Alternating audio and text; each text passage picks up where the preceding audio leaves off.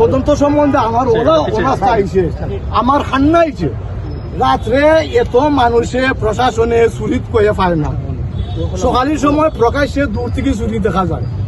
এটা একটা কতই লনি, এটা অবশ্যই বড় কোনো এখানে একটা মারাত্মক ধরনের একটা কিছু আছে। এখানে ডাকে কইছে যে এরে মারে না, মারো এর ভিতরে যে শয়তান আছে শয়তানরে তুকাও, শয়তান বড় শয়তান কুনানো, বড় শয়তানরে যদি দরতায় পারো তো ছোট শয়তান এমনি অটোমেটিক বাড়ি যাইবে। এটা কিতা তদন্ত আরম্ভ হয়েছে।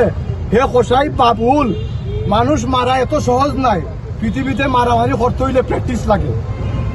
মানুষের যখন মানুষে মারে প্র্যাকটিস লাগে।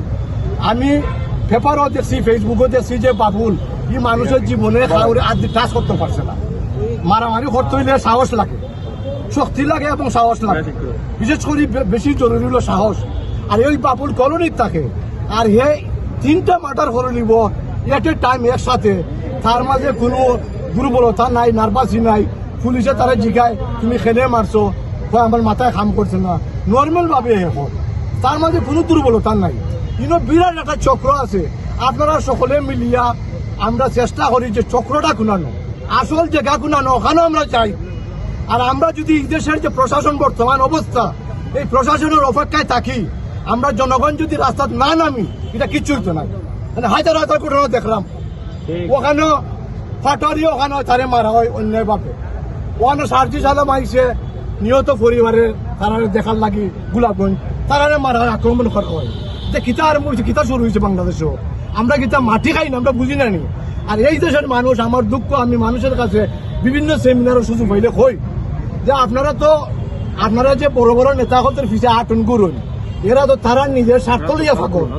আপনারা আজ পর্যন্ত হোকা ছোট কোনো নেতার বা বড় নেতার কোনো ছেলে মেয়ে রাস্তাঘাটে ফাইসিন নেমেছিল, পাওয়া গেছে নি? ফাইসিন না। এর অর্থ হইল বড় বড় নেতার ছেলে আমেরিকাত পড়ে, কানাডাত পড়ে, এই নেতার কোনো ছেলে সন্তান নাই। আমরা সাধারণ মানুষ কেনে মরতাম, আমরা মরলাম, মরিয়া আমরা অধিকার পাইতাম না কেনে। আজকে বিদ্যুতের কারণে আমরা কত বিধার মধ্যে আছি। আমরা এই বিদ্যুতের কারণে কত মানুষ অসুস্থ হন, কত মানুষের লেখাপড়ার ক্ষতি হন, কত মানুষের জিনিস নষ্ট হন। আমার ঘরের মধ্যে 2টা ফ্যান নষ্ট হয়ে গেছি, বারবার ট্রিপ করায়।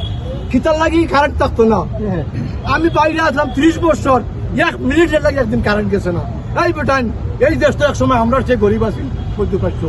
আমাদের দেশের এই অবস্থা খেনে তোমরা কেবি বাড়াও না, কিলোয়াট বাড়াও না কেনে? তোমরা যদি এই অভিজ্ঞতা না থাকে, তোমরা যোগ্য ব্যক্তিরা হায়ার করো। বিদ্যুৎ বিভাগে যারা কাজ বুঝে, আমার একটা কেনেও আমি চ্যালেঞ্জ করে দেখাই দিব বিদ্যুৎ কিলাতে ওরাটমেন্ট করতে হয়। আমি জার্মান সিমেন্স কোম্পানির এমপ্লয়ি, আমি 30 বছর কাম করছি। আমি জানি বিদ্যুৎ কিলাখান উন্নয়ন করতে হয়, আমার বালা করে জানা আছে। সামনে যাও না, আমার একটা কেন দেখবেন বিদ্যুতের ঘাটতি